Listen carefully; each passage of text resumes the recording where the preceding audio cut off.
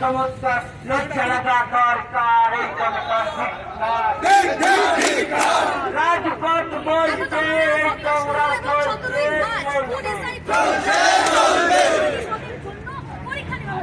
আরে পিএসসি পরীক্ষা চুরি করলো কে? চুরি করলো কে?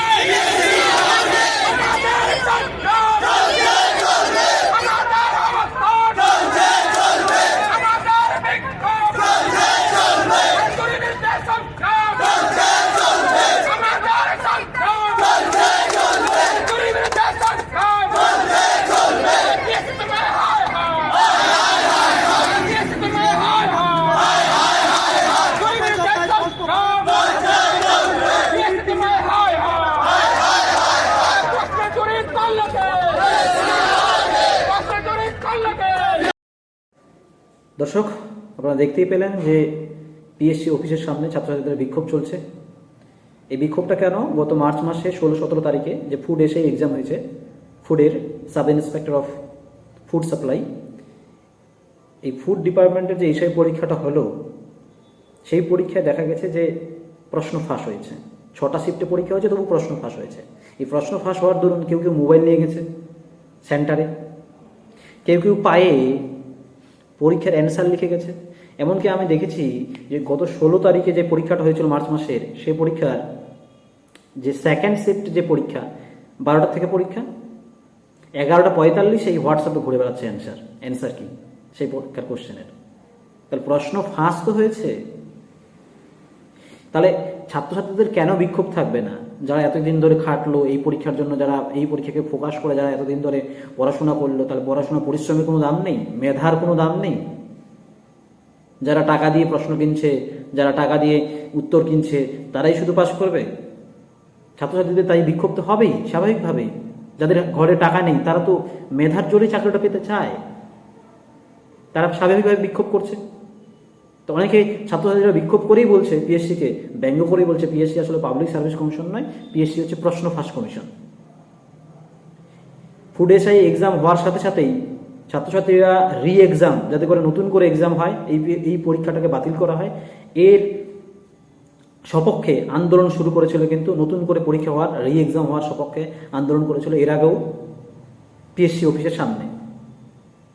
পিএসসি অফিস কিন্তু তখন বলেছিল যে প্রশ্ন ফাঁস হয়েছে, আমরা জানি, আমরা বুঝতে পারছি, কিন্তু আপনারাই আমাদেরকে, মানে ছাত্রছাত্রীদের উদ্দেশ্যে বলেছে যে আপনারা আমাদেরকে বা তোমরা আমাদেরকে প্রমাণ দাও। ছাত্রছাত্রীরা প্রমাণ খুঁজে বের করে দেবে। পিএসসি কি করছে? পিএসসির কোনো মেকানিজম নেই। পিএসসি তো একটা সাংবিধানিক সংস্থা।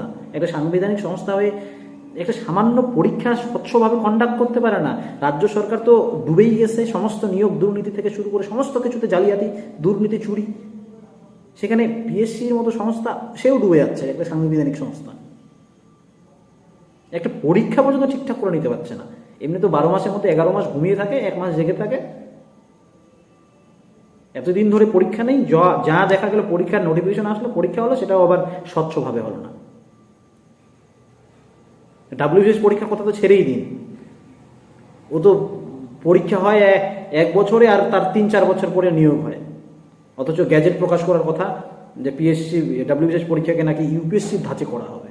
তো ইউপিএসসির টাইম ফ্রেমটাকে নেওয়া হোক না। ইউপিএসসি তো 14 মাসে পরীক্ষা থেকে শুরু করে একদম নিয়োগ হওয়া পর্যন্ত 14 মাস লাগে, আর সেখানে ডাব্লিউবিসিএস 3.5 বছর 4 বছর লাগে।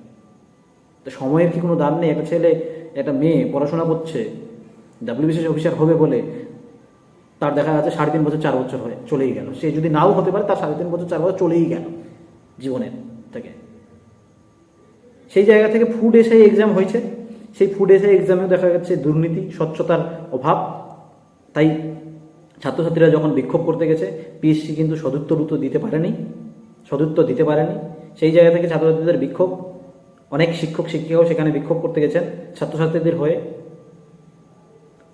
কেউ কেউ তো দেখা যাচ্ছে যে পিএসসি তো কাজ করছে না। আসলে পিএসসি সত্যি তার সাংবিধানিক সংস্থা, বডি হিসেবে, কনস্টিটিউশন বডি হিসেবে কাজ করছে না।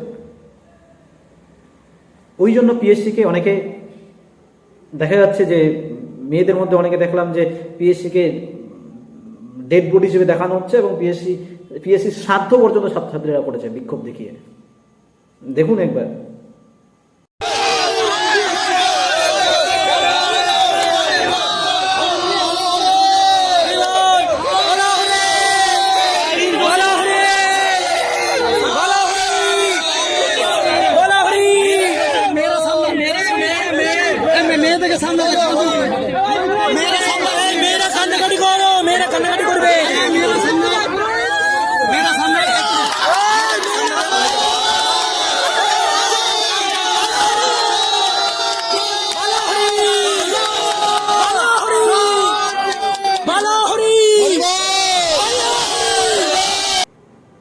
আবার এই শ্রাদ্ধের বাইরেও যদি আমরা দেখি যে পিএসসি চেয়ারম্যানকে লক্ষ্য করে কিন্তু এই ছাত্রছাত্রীদের বিক্ষোভ এতটাই তেজ ছিল, এতটাই বিক্ষোভ, পিএসসি চেয়ারম্যানকে দেখেও তারা চোর চোর স্লোগান বলা শুরু করেছিল।